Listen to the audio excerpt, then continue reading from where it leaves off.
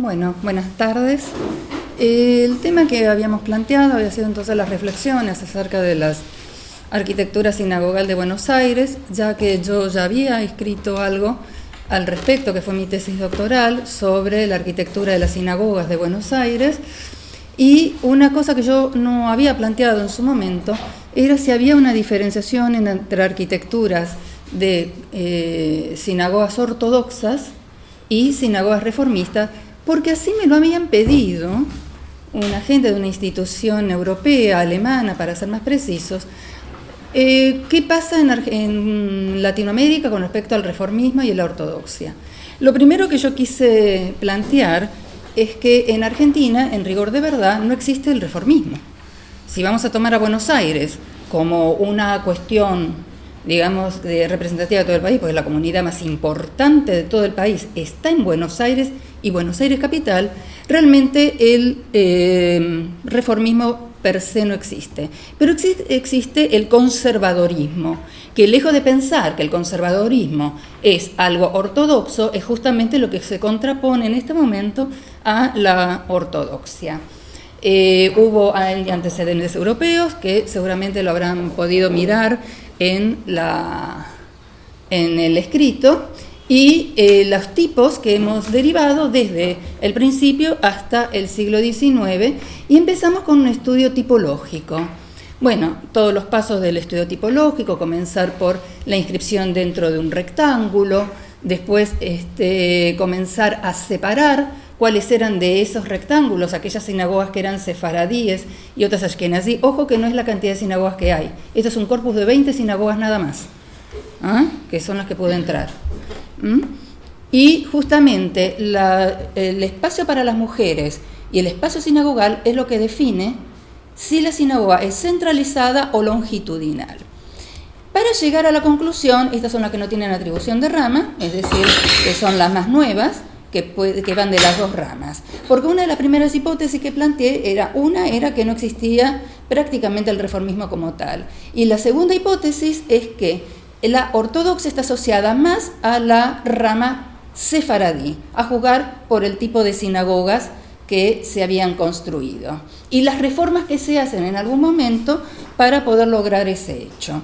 Bueno, una es una sinagoga que no era ortodoxa y pasó a ser ortodoxa por Chabad Lubavitch, eso también lo tienen en el escrito, y la otra es cómo comenzó la sinagoga Shalom, hecha por el arquitecto José Levitch en el año 37, que de buenas a primeras pasó a ser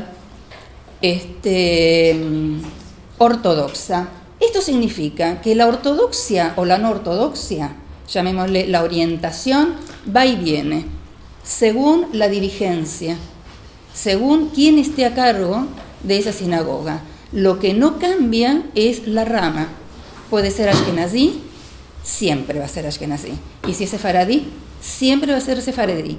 Salvo en los casos en que esas mismas sinagogas, que aún siendo sefaradí o ashkenazí, han sido inclusivas. Es decir, que no solamente va la comunidad, supongamos ashkenazí, sino que a esa misma sinagoga concurren otros. Esta es la única sinagoga reformista que tenemos en Buenos Aires, que es la sinagoga Mishkan. Bueno, los motivos de cada uno, ustedes ya lo habrán visto en el texto, o sea, qué significa la neortodoxia, la ortodoxia, el conservadorismo y el reformismo, y acá tenemos dos sinagogas, uno que no se creía esto, pero sí es el gran templo de Paso. El templo Paso, que yo recuerde, nunca fue ortodoxa, fue, digamos, conservadora de las tradiciones. Hace muchos años, las mujeres arriba, los varones abajo, pero no cosa rigurosa. Shalom tampoco era ortodoxa. Hoy en día una está dirigida por Chabad Lubavitch, que es el caso de el Gran Templo de Paso, y la otra está dirigida por un nuevo dirigente ortodoxo, con lo cual Shalom perdió muchos fieles con eso y pasó a ser ortodoxa. Y acá hay dos casos, como una postdata que yo había puesto en el texto, que es qué pasa en el día de hoy con las sinagogas. O sea, ¿qué pasa cuando hoy se construye una sinagoga? La de arriba es la sinagoga Sucat David, del arquitecto Hugo Salama. Y la de abajo es Amihai, la que construyeron Urgel Pene de Urgel. Son las dos contemporáneas, eso no implica nada. Ni que sean inclusivas, ni que sean ortodoxas, ni nada por el estilo. Eso significa que la Simchat Torah es una comunidad, Simchat Torah no, Sukkot David, siempre fue una comunidad ortodoxa, sigue siendo ortodoxa, y la sinagoga es ortodoxa con su planta centralizada, como corresponde a la comunidad sefaradí, que en general lo hace de esa manera. Amihai es uno de los tipos que yo había definido en su momento, que es el tipo auditorio, conservador, tampoco es reformista, y se han hecho con pocos años de diferencia una de otra. Para dar un encuadre, esto es una sinagoga, como se ve por dentro, una sinagoga centralizada, y esta es sumamente ortodoxa, esta es Damascena, que cuando se construyó ni siquiera se previó el espacio para mujeres. Las mujeres rezaban afuera. En el año 61 se compró el lote vecino para que puedan entrar las mujeres. El espacio es cuadradito, bimá en el medio, el arca en uno de los costados y el auditorio alrededor. Bueno, por ahora, dije las dos hipótesis. Significa entonces que la observación, la orientación puede variar, las ramas no varían, y esto se da en la generalidad de los casos. Muy bien. Bueno, ante todo, muchas gracias por la invitación. Bueno, cuando leí este texto surgieron dos cuestiones. La primera de ellas denota la profunda investigación y el profundo conocimiento que Sara tiene acerca de este objeto de estudio. Y el gran desarrollo. Yo conozco su tesis doctoral y este segundo texto, y el gran desarrollo que hace del tema. Esto por un lado. Con respecto al segundo aspecto, al leer este texto, inmediatamente lo inscribí dentro de lo que la escuela de Bamberg llama la metodología o los fenómenos iconológicos en sus dos niveles, el nivel fenoménico y el nivel interpretativo. Me parece que en este primer nivel, en el nivel fenoménico, ella parte de un concepto clásico de tipología que todos conocemos, que es el concepto clásico que viene de la École de Beaux-Arts, y los cruza con dos tipos de variables, una diacrónica y otra sincrónica. ¿Qué logra con esto? Las variables, la diacrónica tiene que ver con el origen o con el tiempo, con lo que ella llama las ramas de cada una de las tipologías. Y esto le permite a ella llegar a una primera definición o primera clasificación. Pero la segunda variable, que es la sincrónica, habla de la distintas distribución de los elementos dentro del templo, de la bimá y del arca o del tabernáculo.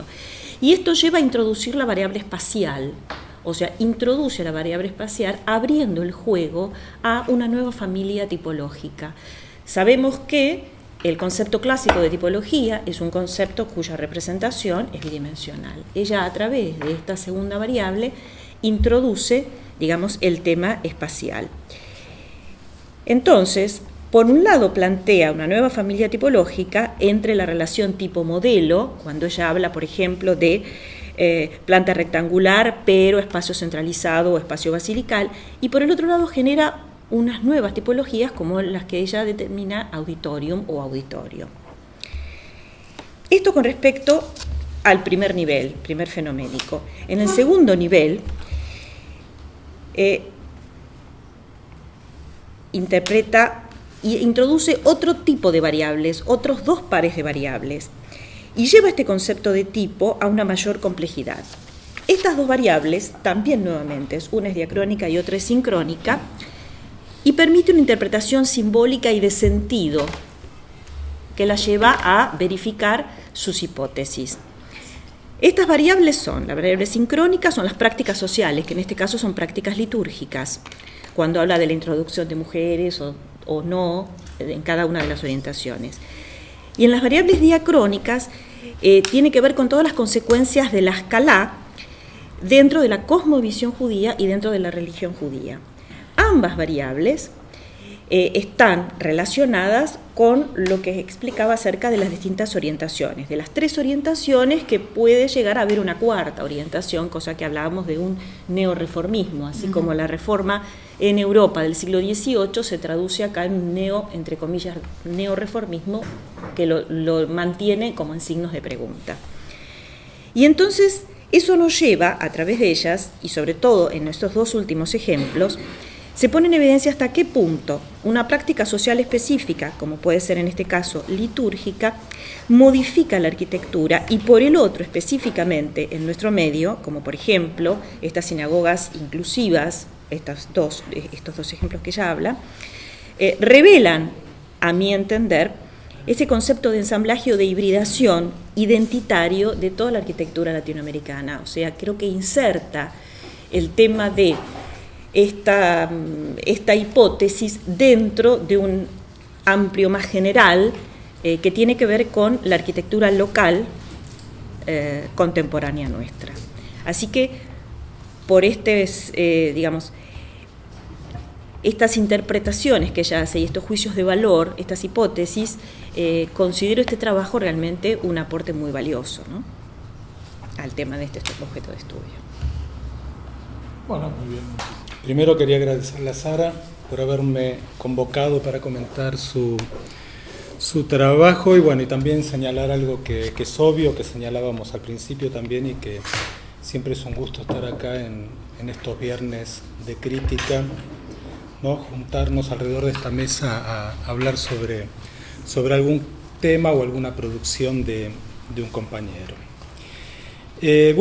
Yo también lo primero que veo al abordar este trabajo y habiendo leído también la tesis de Sara sobre la arquitectura sinagogal devenida en libro, lo primero que me llama la atención es este carácter de trabajo pionero, ¿no? Esta idea de instalar un tema que no estaba instalado en nuestra historiografía y ponerlo ahí en un primer plano como foco de estudio, ¿no? Cuando, a partir de esta reflexión de la ausencia anterior del trabajo de Sara, la ausencia de otros trabajos sobre la arquitectura religiosa o sinagogal en nuestro país, pensaba en el Diccionario de Arquitectura, ¿no?, que fue una obra colectiva que se hizo en este instituto, y fui a buscar la voz sinagoga y ahí me di cuenta que no estaba, ¿no? Pero sí que hay otras voces, como por ejemplo la voz iglesia, de la que, coincidentemente yo soy el autor. Pero por ejemplo, al ver que no estaba la palabra sinagoga, busqué otras voces que me parecía que podían estar asociadas a lo sinagogal, como por ejemplo la voz templo, y tampoco estaba, ¿no? No hay ningún otro genérico donde pudiera estar incluido el tema de la arquitectura sinagogal. Y me llama la atención porque recuerdo que en el momento en que se hizo el diccionario, Lierno y Aliata, que fueron los directores, habían armado un listado de las voces que iba a incluir esa obra, pero yo recuerdo que lo daban a leer y preguntaban si había voces que se podían incorporar a ese corpus, ¿no? O sea que la obra fue colectiva la escritura, pero también fue colectiva la construcción del corpus de voces que se definían en el diccionario. Y entonces me llamaba más la atención todavía, ¿no?, esta idea de que en ese momento a nadie se le haya ocurrido, ¿no?, que la voz sinagoga podía formar parte de ese cuerpo que se pretendía un cuerpo universal de lo que era el conocimiento de la arquitectura y el urbanismo de ese momento. Me parece que esa marginalidad del tema se puede leer un poco también en la bibliografía que vos planteás, ¿no? vos mencionás tu tesis, el trabajo de tu tesis, y aparece un único trabajo en relación a la arquitectura de las sinagogas en Buenos Aires, que es una casa 5.000 años, y aparecen algunos ejemplos también después en la hemerografía. Lo que me llamaba la atención es que todos los trabajos que se mencionan en relación al tema, pero al tema en Europa y en Estados Unidos, son todos posteriores a 1960. Y que en relación a la historiografía local aparecen estos trabajos que se editan en Suma, hay un artículo de Corona Martínez que tienen que ver con la sinagoga Mishkan y con Amihai. Y como excepción a todo ese corpus bibliográfico, hay un número de nuestra arquitectura, se menciona de 1938, de un ejemplo que vos mencionaste ahí en la presentación, que es un artículo que se llama Sinagoga en Belgrano, que, No tiene texto. que lo busqué ya aprovechando que nuestra arquitectura está escaneada y que está en la red, y me llamaba la atención que son 4 páginas de fotos, y el único texto que acompaña esas fotos son los epígrafes. Digamos, el texto del artículo son los epígrafes de las fotos. Así que es una obra de, como bien dijiste vos, de Joselevich.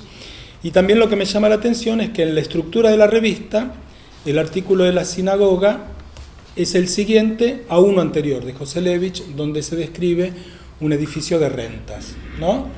Como que, no sé, por decirlo de una manera llana, pareciera que Joselevich presenta eso y además agrega el artículo de la sinagoga, pero lo que es llamativo del artículo es que no tiene un abordaje como que es un proyecto de arquitectura, ¿no? Sino que aparece de alguna manera como un objeto atípico, como un objeto exótico, ¿no? No hay ninguna referencia a ese edificio como el resultado de un proyecto de arquitectura. ¿De qué año? Del 38. Vos dijiste que el ejemplo es del 37. Del 37 se publicó el año siguiente. La revista de nuestra arquitectura es del 38. Y me llamó la atención también que no sé, en realidad se contradice con esto que decís vos ahí, la presunción de que en la hemerografía también hay una publicación del 34 de la Cámara Argentina de Constructores titulada Sinagoga de la Congregación Israelita Argentina, y yo me preguntaba si, siguiendo una práctica que era muy habitual en esa época, si no era una replicación del artículo de Joselevich, ¿no? ¿Es otro ejemplo? Es otro ejemplo, es la bueno. CIRA, la Congregación Israelita de la República Argentina. Está bien. Es libertad. Era una presunción equivocada. Entonces, pero bueno, hay otro ahí de 1934. De cualquier manera, lo que me llamaba la atención era que esta bibliografía se compone de o textos genéricos de las instituciones judías, o que aquellos que son específicamente el abordaje de las sinagogas como proyectos de arquitectura o como edificios, hay solamente 2 artículos, además de los que son prácticamente contemporáneos. Bueno, esta idea del carácter pionero de tu trabajo, del trabajo de Sara, me parece que también lleva o me hace reflexionar acerca de que es un trabajo que describe un universo cerrado, ¿no? Me parece que eso tiene que ver justamente con esto, con la marginalidad del tema en la bibliografía, con que el trabajo es un trabajo primero, que pone en escena una temática arquitectónica que hasta ahora no había sido abordada, y que ese carácter de pionero le da este aspecto de un universo cerrado. O sea, el trabajo trata de las sinagogas de Buenos Aires y de nada más que eso.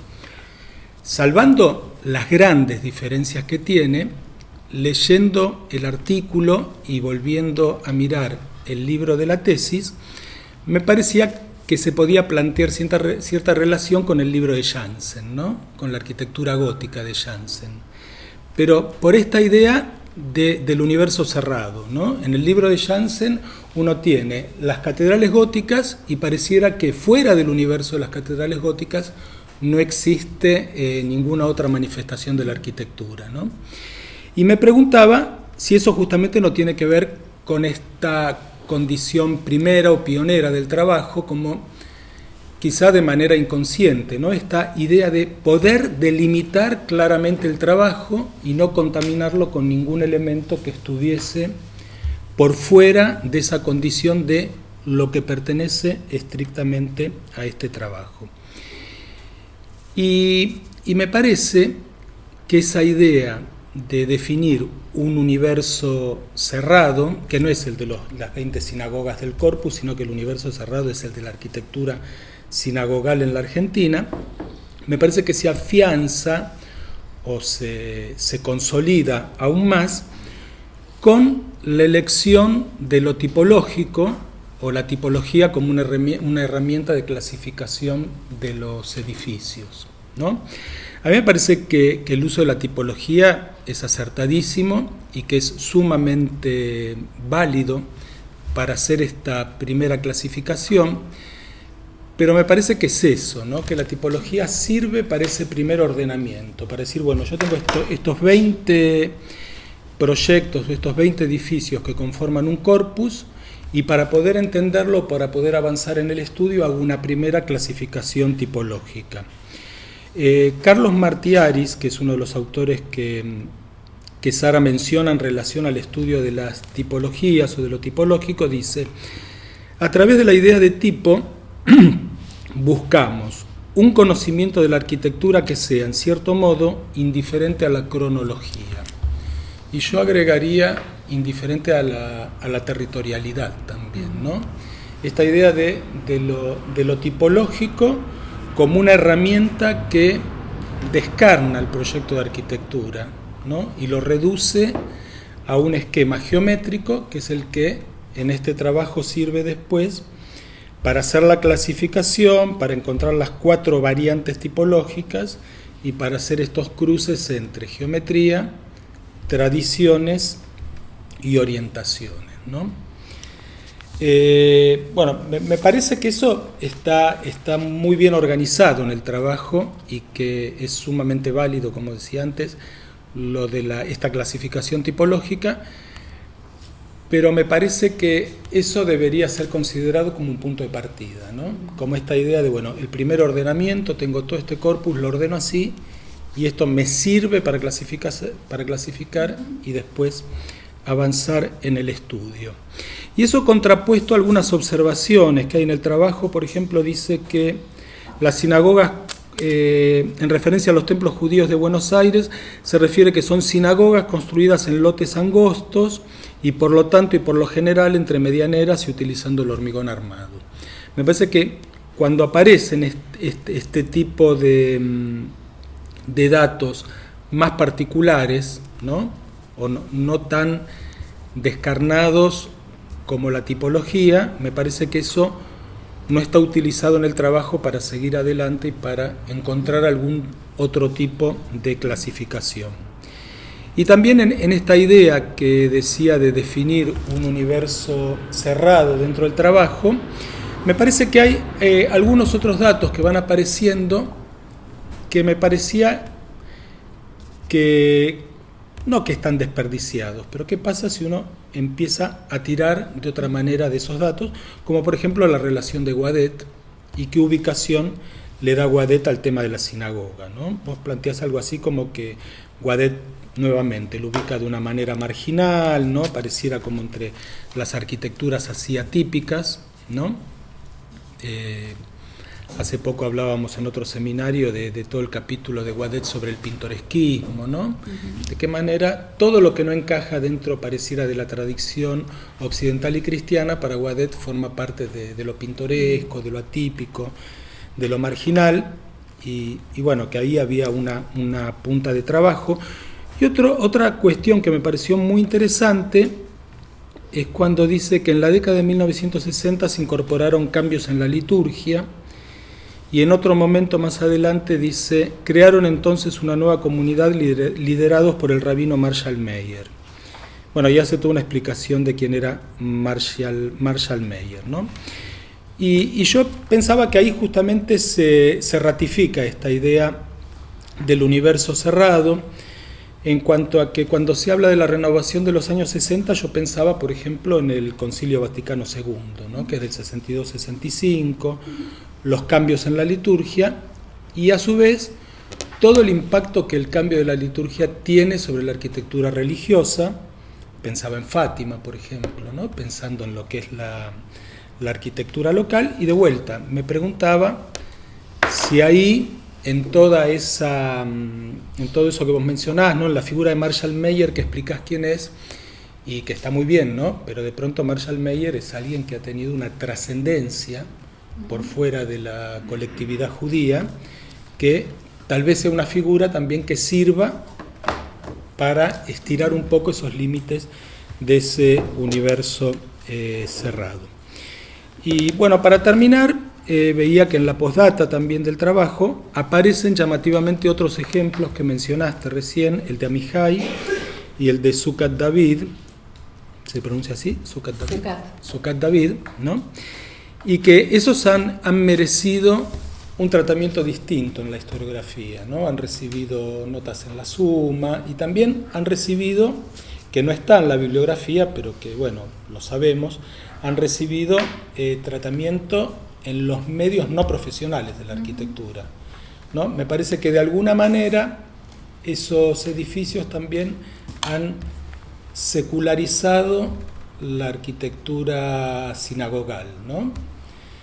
Y me parecía que ese ejemplo de esos edificios que aparecen en notas en las revistas especializadas por la bibliografía que está construida en el trabajo, son los primeros que empiezan a merecer un tratamiento historiográfico desde el punto de vista proyectual y desde el punto de vista edilicio. Y nuevamente, me parece que ahí había una potencialidad de tu tema, que bueno, que si te interesa podrá ser motivo de otros trabajos o no, que para seguir, pero que a mí me llamaba la atención la presencia de esos datos. Bueno, eso es todo. Bueno. Sí, tiene que ver con un poco la reflexión de los tres, con lo que dijo Mabel, lo que dijo Sara primero y lo que dice Carlos, porque sí que hay una cuestión que está dando vuelta, que me parece muy interesante, que es un debate inclusive que excede el trabajo de Sara, pero se hace a cuento del trabajo de Sara, que es el tema de lo tipológico. Y que es un tema que creo que vale la pena volver a él, ¿no? Una noción que es central para lo que hacemos. Es tan central a punto tal que muchas disciplinas reconocen que el concepto actual de tipología fue importado desde la arquitectura, de lo poco que la disciplina arquitectura como corpus ha exportado a otras disciplinas, siendo que la arquitectura y la historia de la arquitectura trae cosas a cuento de la antropología, de la sociología, cosas que todos ya sabemos, ¿no? Sin embargo, lo tipológico pareciera que es como parte de nuestro patrimonio, digamos, ¿no? Exportable a otras disciplinas. Y ahí me quedé pensando en lo que decía Carlos, hasta qué punto esta relación entre la idea de lo tipológico con la idea del trabajo pionero, ¿no? Y me pareció muy sugestivo lo que vos decías de Jansen, ¿no? Un libro que los que trabajamos en historia de la arquitectura hemos leído y recontraleído muchas veces, y ahora quiero que la memoria no me traiciona, y yo me quedé pensando en el último capítulo de Jansen, que si mal no recuerdo se llama La espiritualidad de la catedral gótica. Y hasta qué punto esta autonomía que vos le adjudicás al libro de Jansen era cierta cuando él requiere, al final de toda larga explicación, y explica por qué hay una catedral, lo que él llama un gótico clásico, de un gótico primitivo, cuando habla de las tres catedrales, y él la única explicación que da es por un cambio de liturgia, justamente, con lo cual discutiría un poco de esta visión tan autista que podría haber tenido Jansen del resto de la arquitectura gótica, tanto en cuanto sabemos que el libro de Jansen no es un libro pionero para la arquitectura gótica, es un libro que tiene sus años y qué sé yo, pero había agua debajo del puente cuando Jansen escribe la arquitectura gótica. Y ahí aparecía el trabajo de Sara, ¿no? ¿Hasta qué punto, sumando los dos conceptos, hasta qué punto se puede hacer una historia de la arquitectura más autónoma? Y yo recuerdo, casualmente, mira, me estaba acordando del trabajo de Martí Ariz, como que vos lo citás en el texto, de uno de los grandes textos que yo recuerdo que es realmente bastante autonómico. ¿Qué quiere decir autonómico? Estamos acostumbrados a una cosa como muy tafuriana, ¿no? De que Tafuri nos ha demostrado que la explicación de la arquitectura en general está fuera de la arquitectura, ¿no? O sea, no explicamos a la arquitectura por la arquitectura misma. Y sin embargo, aparecen otras alternativas que por un largo tiempo fueron como dejadas de lado, ¿no? Y me estoy acordando ahora de un texto de Corona Martínez, que también, no me acuerdo si era sobre Palladio cada día proyecta mejor o diseña mejor, una cosa así. Y me acordaba de estas, que realmente uno los recuerda porque no son muchos los textos que hacen un esfuerzo sobre trazar una línea o pretender trazar una línea autónoma de la arquitectura. No digo, lo que quiero decir para terminar con esto, no quiero señalar que una cosa esté bien y otra cosa está mal, no, por supuesto. De Tafuri para acá podemos decir que siempre la explicación de la arquitectura puede estar en otro lado y la hemos visto y todos celebramos esa manera de hacer arquitectura. No es que uno la está negando, sino todo lo contrario. Pero la duda, y ahora con el trabajo de Sara en cuestión de lo que dijo tanto Mabel como lo que dice Carlos, que los dos giraron sobre el tema tipológico, aunque distintos aspectos, ahora planteo la duda saludable, ¿no? ¿Hasta qué punto es una condición del pionerismo, que en este caso es indudable, ¿no? Por todo la larga explicación que trajo Carlos, nos convenciste a todos, creo, a mí por lo menos me convenciste, del grado de pionerismo que tiene este trabajo, pero la duda que yo pongo es si es realmente una cuestión del pionerismo del trabajo, no sé si existe la palabra pionerismo, pero suena, seguro que no existe, pero todo el mundo entendió lo que quiero decir. Yo creo que no existe para nada, pero yo creo que no existe, pero no importa, lo que se entiende, o si puede ser directamente una opción metodológica y asumirla como tal para contar un relato, o las dos cosas. Muy bien. Bueno. Sí, la verdad que el trabajo me resultó muy interesante. No leí el libro de la tesis doctoral, pero yo siento también que es como que, digamos, hay algo futuro que espero, de quizá dentro de algunos años.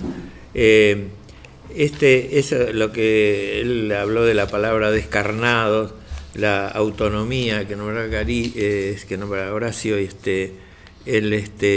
la tipología, hace que sin duda el drama que se vivió en el país de los atentados ha hecho que, digamos, este tema tenga una gran limitación, y es que casi si no nos mostraste fotografías, imágenes, sino la cosa abstracta de la planta, la tipología, la funcionalidad. Y yo pienso que este trabajo estaría lindo que dentro de algunos años se pueda hacer respirando más tranquilamente la inserción de esta arquitectura en la ciudad, en lo que está fuera de la arquitectura. Y sobre todo me llama la atención, y hago una pregunta, has iniciado una materia lectiva que se llama el significado de la ciudad, ¿no? Significado del espacio urbano. Del espacio urbano. Y entonces este problema de lo descarnado y de lo encerrado, ese es el otro tema, es el mundo cerrado, que es un problema de todas las religiones. Las religiones funcionan desde adentro y para adentro, y entonces cantidad de terminologías nos resultan difíciles, ¿no?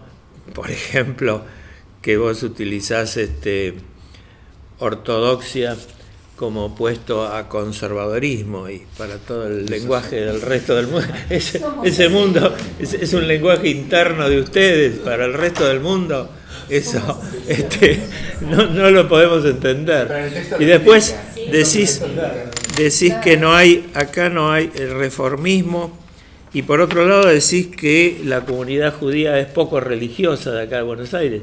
Ser poco religioso sería ser un poco demasiado reformista. Bueno, no sé, pero me resulta... Directamente no darle bolilla. Sí, claro, bueno, eso es otro concepto. Bueno, pero no, la pregunta es, tu materia, el significado del espacio urbano, y este tema de las sinagogas, tienen, ¿cómo se relacionan estos dos mundos? Una materia en la que te has comprometido y tu tesis, tu trabajo en este tema. No, al final. Estaba notando algunas cosas mientras estábamos en la charla. La primera cosa que dijo Carlos es respecto del concepto que no estaba en el diccionario, el concepto de sinagoga. Me parece que aquí hay un concepto institucional y un concepto edilicio, ¿no? Porque la palabra sinagoga me parece que no se equipara a la palabra iglesia, en función de que cuando decimos la iglesia nos referimos a la institución. Y no existe una institución sinagoga en el judaísmo. Digamos, no hay un papa y las sinagogas son totalmente independientes una de la otra, no tienen nada que ver, y cada sinagoga se maneja independientemente con una comisión directiva que es la que decide si contratan a tal rabino o a tal otro. Y si de golpe no le gusta el rabino a la comisión directiva que viene, lo despiden con la ley de contrato de trabajo, digamos. Entonces, me parece que es un concepto menor o distinto, podríamos decir. Digamos, yo no veo al judaísmo como una iglesia, digamos, en función de lo que expliqué recién. Sí podemos hablar de una iglesia tipológicamente, como decía Horacio, o de una sinagoga con tal tipología, pero solo eso. No se puede, según mi punto de vista, no se puede globalizar. En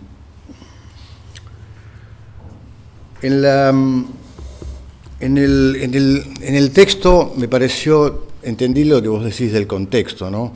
Es un tema cerrado, pero me parece que después se puede ampliar, porque claro, en los 60 pasaron muchas cosas, no solo desde el punto de vista religioso, sino desde el punto de vista social.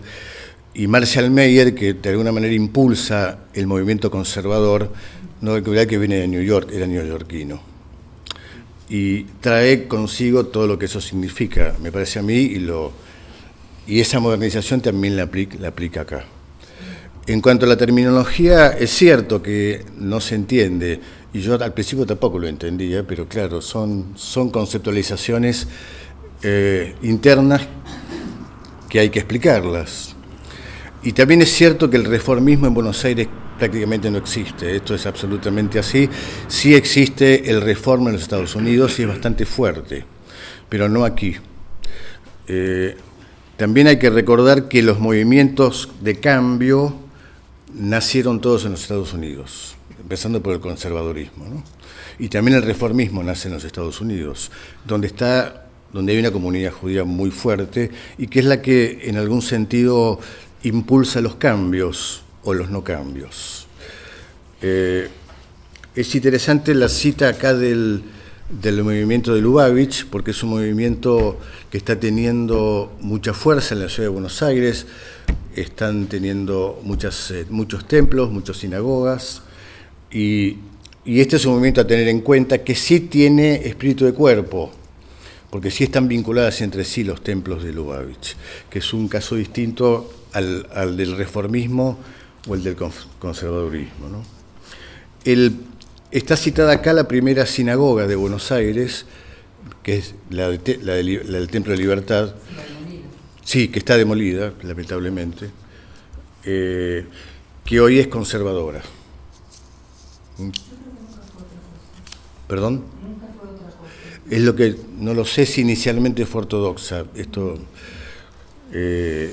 También es cierto que los judíos que llegaron a Argentina, que están expresados en el texto, la mayoría, no sé si la mayoría, bueno, buena parte vino de Europa, de Polonia, Alemania, Rusia, etcétera.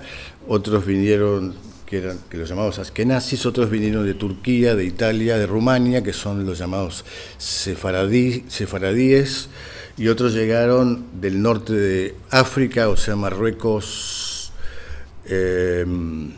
luego Medio Oriente, Líbano y Siria esencialmente, que también hubo una inmigración importante, que son los de habla árabe. La última foto era la de Sukkot David. Ah, ya me parecía, yo lo reconocía como Ortorá. Justamente quería referirme a Ortorá, que es en la calle Bransen, que es un templo construido creo en 1928 o por ahí, que tiene una ventana arriba, es uno de los pocos templos que tiene ventana, y es un templo morisco, totalmente morisco. Cuando empecé a leer, yo pensé que el texto iba a analizar más que nada lo edilicio, la fachada, y pensaba, claro, la mayoría de los templos de los judíos que vinieron de países árabes o sefaradíes, buena parte son moriscos, como el de Brancy, que me parece un ejemplo bastante claro, el de Or Torah, y pensé que ibas a analizar eso, pero bueno, está más analizado el adentro del templo, ¿no? La distribución. Sí, así que bueno, eso es lo que quería decir. Tengo otras cosas, pero no me quiero extender más. Muchas gracias. Un comentario que tenía para hacer es un poco esta división entre todas las comunidades, entre una abstracción entre sefaradí y ashkenazí, esta gran antinomia, si se quiere, en el judaísmo. No sé hasta qué punto ayuda. En este caso me parece particularmente cuando se incluye a todas las comunidades como sefaradíes, pues es un problema incluir a las que se podrían llamar misrajíes, que vienen del mundo de habla árabe. Las que existen acá en Argentina son de Siria, damasenas y alepinas. Incluirlas con las sefaradíes me parece que no ayuda porque vienen de contextos culturales completamente diferentes. Y hay también otro problema, me parece que yo lo que encontré, que lo mencionás con el templo de Shalom, que originalmente tenía los asientos todos ubicados hacia adelante. Eso pasaba lo mismo originalmente con el templo de Asiso, que tenía todos los asientos hacia adelante, o sea que era más similar. Culturalmente era más similar, digamos, a los grandes templos ashkenazíes, basilicales, si se quiere. Y esa reforma, si se quiere, que si bien eran todos templos ortodoxos, incluso Shalom también, si bien hubo un tiempo que pudo ser conservador, originalmente era ortodoxo, esas transformaciones ya vienen desde el Imperio Otomano, en el siglo XIX, con las reformas del Tanzimat. Ya hay un proceso modernizador y hay una influencia cultural muy grande de Francia especialmente. Entonces, ya a fines del siglo XIX, principios del XX, las sinagogas que se construyen en Salónica, Estambul y Esmirna empiezan a tener esa tipología que llevan la tevá hacia adelante y mantienen esa transformación. Los templos que construyen acá en Argentina. Voy a aclarar una cosa, lo que dice tevá después lo aclaras. Después lo aclaras. Y eso no pasa con los templos, si se quiere, misrajíes o de origen árabe, que nunca tienen esas transformaciones. Lo mismo se podría seguir ampliando ver las diferencias dentro del mundo ashkenazí, porque cuando construyen los templos no lo hacen, siguen separados según las comunidades de origen, como lo mencionás. Entonces no sé hasta qué punto tiene sentido incluirlas todas dentro de la misma categoría. Podría haber subcategorías para el análisis, pero básicamente era eso. Bueno, no, a ver, la única aclaración que él, porque sabe estas cosas, habla de tevá. Yo nunca hablé de la tevá, es lo mismo que la bimá. Entonces eso hay que aclararlo, porque si no, el que no sabe hebreo... Es otra manera de nombrarla. Es otra manera de nombrarla. Y Mizrahi es Mizraj y Arabá, es decir, Mizraj es Oriente y Arabá Occidente. Traduzco del hebreo, no me estoy superponiendo lo que él dice. Y esas cosas que estás diciendo, además, lo había trabajado, o sea, también en el libro, pero como me dediqué más bien a la arquitectura, que también es parte de lo que es la comunidad judía. Cada una quiere diferenciarse, no solamente como ashkenazí, sefaradí. Hecho que en Europa, yo cuando viajé y presenté mi libro y todo lo demás, en Europa no existe esto. una directora de la Federación de Comunidades Judías en Budapest me dijo, yo debo ser sefaradí. Y a nosotros no nos queda duda de eso. Si soy sefaradí, si soy café con leche, si soy ashkenazí. Y si vengo, recién estamos bromeando con él porque él es esmerlí, mi familia es estambulí, son niveles diferentes. Y estamos hablando de la misma Turquía. No estamos hablando de cosas raras. Vos, Alberto, que me preguntabas por la relación con la SEU, que es la materia que doy, la significación del espacio urbano, en realidad no trabajo tanto la sinagoga como el simbolismo, como las cuestiones simbólicas. Todavía no involucré. Pues el tema de la sinagoga, ustedes lo dijeron a través de las voces del diccionario, no es tan fácil asumirla, aún dentro de la comunidad judía. Cuando yo empecé con la tarea, primero el libro, arquitectos judíos me han dicho, pero ¿qué tiene una sinagoga? Es igual a todo. No tiene ningún sentido una sinagoga.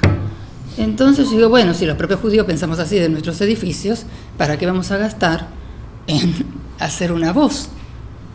Y sin embargo es un tema muy interesante, porque además tiene muchísimos referentes europeos, o árabes, o digamos orientales, o inclusive hasta el norte de África y el mismo Israel, porque los judíos no nacieron de la nada acá, bajaron de los barcos en 1889, entonces tenemos mucha influencia que viene de allá, y acá se hizo lo que pudo, y eso también un poco a lo que vos decías, esto de por qué son de hormigón armado, eso es para explicar que son del siglo XX, y que todas tuvieron un arquitecto, inevitablemente. Y si todas tuvieron un arquitecto, todas trabajaron sobre normativas. Que no me dan los planos a mí es otra situación, que es lo que Alberto dijo con respecto a los atentados. Por eso yo tengo que trabajar con esquemas. Fotos, tengo muchas fotos, pero también están publicadas en el libro. Este era un tema particular, que era la ortodoxia frente al conservadorismo, principalmente. Y creo que no me queda... creo que no me queda nada más para aclarar más que nada. Muchas gracias. Gracias a ustedes por escuchar. Gracias a todos.